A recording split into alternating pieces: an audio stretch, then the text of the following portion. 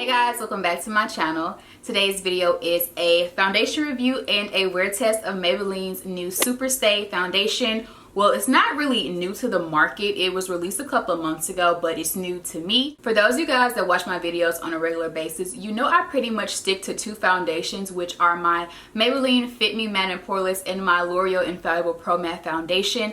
I just really love those two foundations so much so that I really don't branch out and try new foundations very often. But when you guys actually reached out to me on Snapchat and asked me to review this foundation, I immediately agreed. I've been seeing so many reviews of this foundation pop up on YouTube, and I never thought to review it myself. So when you guys want to see certain videos from me, definitely let me know, because my brain don't be working half the time. So I went to Ulta yesterday and picked up two different shades of this foundation. The first shade I got is 334, which is Warm Sun, and then the next shade up from that is 355 Coconut. So when I was in Ulta looking through the shades that they had to offer, I was really confused that it's like such a big jump from this shade to this shade. I definitely feel like there should be something in between. Maybe Maybelline is like in the lab working on it. I really do hope so, because I really hate having to mix my foundations. It just takes a long time. It's super annoying. And sometimes, you guys, I just want to be able to go to a foundation, grab it, and just know that it matches my skin without having to like mix and match and do all this extra stuff. Like, it gets really annoying. So hopefully Maybelline is in the lab cooking up something for us. If not, we're just gonna have to be mixing shades for those that like fall in between the shades like I do. So looking at my foundation, I actually think this is open. Oh wow, both of them are open. I don't know if it's from, wow, okay, so the seal was already broken, and I was thinking that was because of me, but now that I've looked, I can see that someone has actually like opened and I guess tested this foundation, which is really yucky, and I'm more than likely going to return this after I finish filming this video. But since I've already sat down, I'm just going to keep rolling with it. Even in the other shade, it's already been opened too. So when you guys go to Ulta, make sure you check to see if it's been tested. I usually do anytime I go buy like my L'Oreal Infallible Pro Matte, or anytime I go buy my Maybelline FitMe, I always check to make sure the seals aren't broken, just because in drugstores there usually aren't testers, and customers just like feel the need to open stuff up and test it, which ruins it for the rest of us. So make sure you guys are checking your foundations to make sure they haven't been played with. Luckily, these do have a pump, which I'm really excited that they do have a pump. It's going to make application and just using this like a lot easier and a lot cleaner. And with the pump, also a bit more sanitary. When it doesn't have a pump, you may have to dip into the bottle or shake it out or do all of that.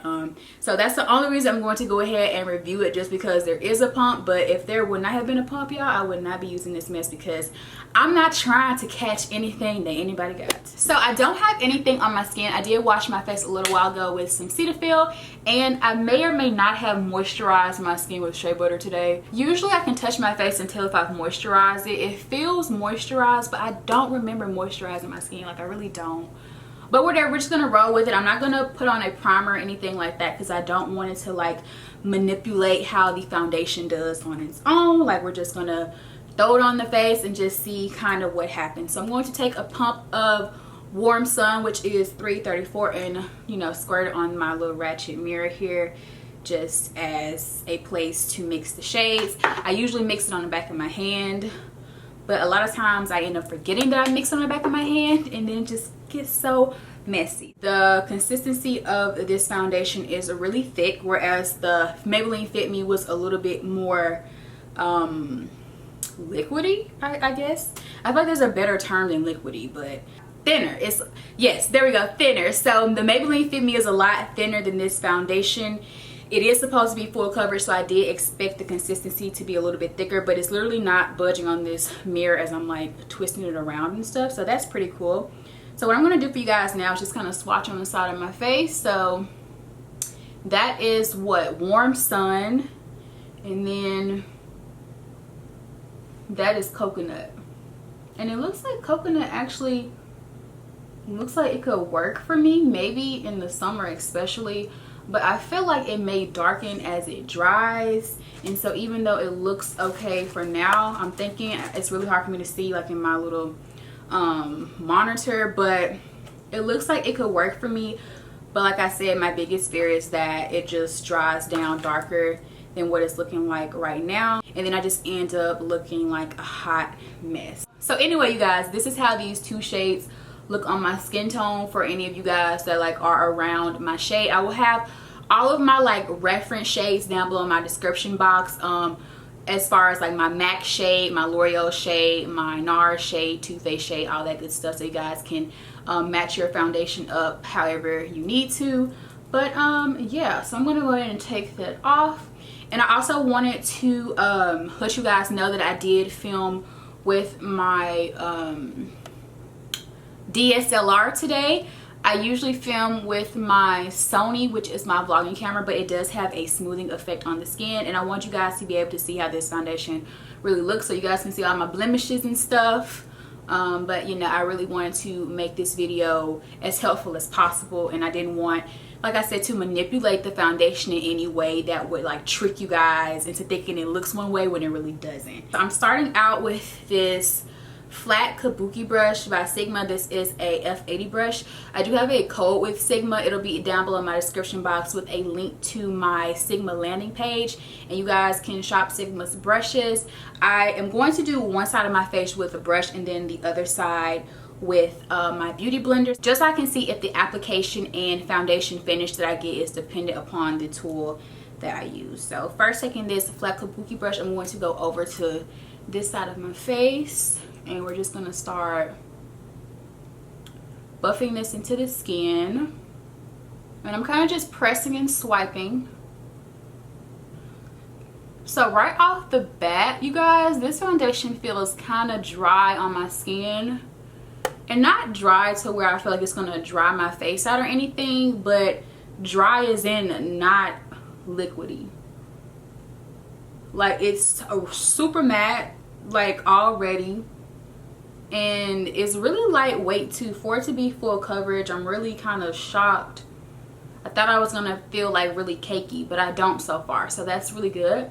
And with one layer, it covered up a good amount of my blemishes.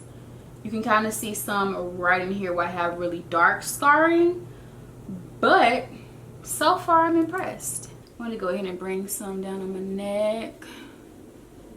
I'm liking it so far. Like I said, you guys, it's kind of a drier feeling foundation, not in the sense that it's gonna dry your skin out, but compared to other foundations that are really, I guess, watery, this one is definitely not that. It feels like the liquid in it evaporates like as soon as you apply it to your skin. If this foundation wasn't already opened when I got it, I would definitely be holding on to it, just because I really do love it so far. Let's see, put a little bit on my nose. I feel like I picked up too much with this brush. So I am going over with a second layer, just because I feel like you can kind of see the darkness in this area just a tad bit. But I definitely can say this would be considered a full coverage foundation, especially if you don't suffer from acne scarring like I do. So far, really beautiful, you guys. So now for the other side of my face, I'm going to go ahead and go in with a beauty sponge, and I'm using my Fenty Beauty sponge. It looks dirty, you guys, but I promise it's clean. It just stains really easily. So whatever foundation I was using the last time I used this stained it pretty bad. And also there is like something printed on here, so I guess I set it on top of something and the ink transferred, so it's like really weird. But anyway, moving on. So I'm going to take the rounded end of this sponge to apply this. I'm just going to kind of bounce it into the skin, and I can definitely already see a difference, you guys. I really do feel like the brush gives me the better application right off the bat. It gives me more coverage, but let's just keep adding it and see what it does. So here are some of my scars, and let's just kind of go over them and mix those two shades together so that they look decent on my skin tone. So with one layer applied with this beauty sponge, you guys can see my scars peeking through, and I feel you can see them peeking through more on this side than you could on this side with just one layer with the brush. So the brush definitely helps to give you fuller coverage, which is already known with any foundation that you ever use. Brushes definitely give you more of a full coverage. They don't absorb as much product, whereas this just like soaks it all up. This will definitely give you a more natural finish, but if you guys want more of a even, consistent finish, a brush is definitely the way to go. So what I'm actually going to do is I'm going to switch back to the brush, and you can really squeeze this product straight onto the brush if you want to. I'm just being extra by squeezing it onto this janky mirror that I have. But I'm going to go over this with the brush, and then I'm going to go back with the Beauty Blender to just bounce it over my skin to just, you know, finish it off really nicely. And oh my god, my wig cap is totally like coming through. What is going on? Get the other side of my neck. Wow, looking at this, you can totally tell it's full coverage, especially compared to what I normally wear. I have acne scarring, true enough, and I mean, I do like for it to be, you know, kind of covered up. But full coverage foundation is not really my cup of tea, just because I feel like it makes it look like I have on foundation. Like, I like my foundation to look like skin.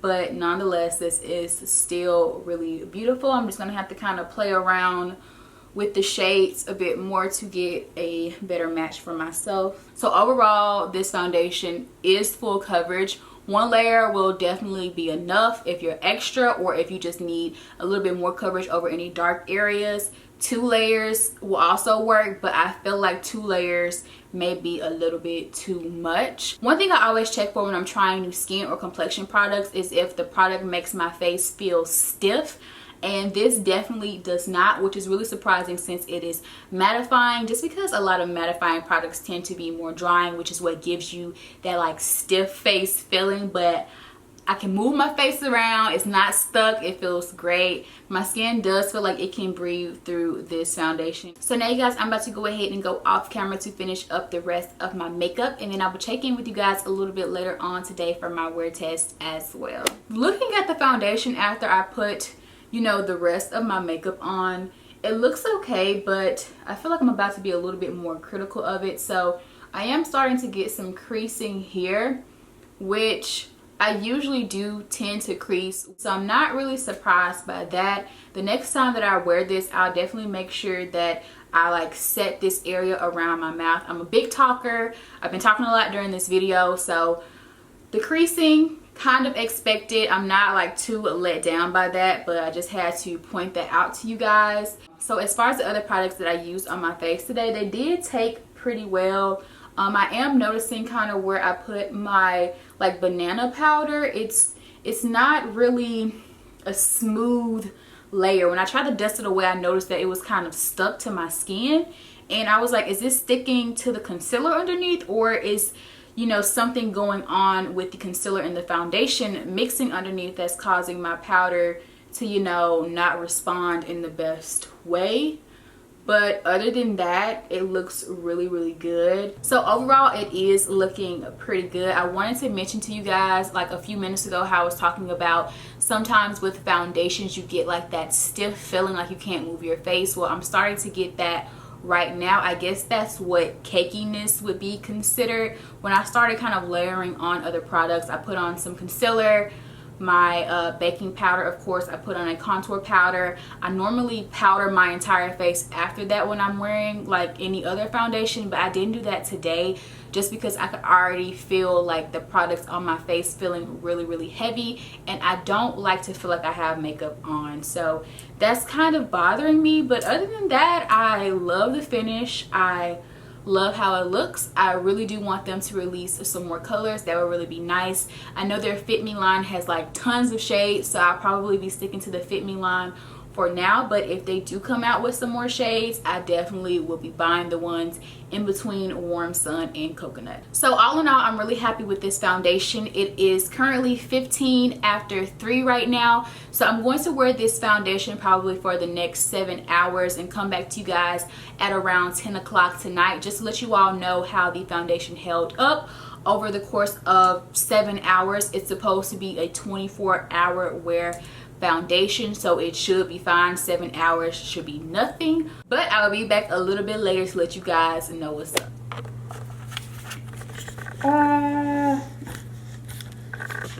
Okay, you guys, so I am holding this huge camera. It is like so heavy, and my lens itself is about 8 inches long and feels like a sack of bricks. But I'm here to give you guys the update on the wear test. So it is currently 11:14, so a little bit past the time I told you guys I'm gonna check in. And let me just show you guys. Here is my phone, 11:14, so you guys can see that.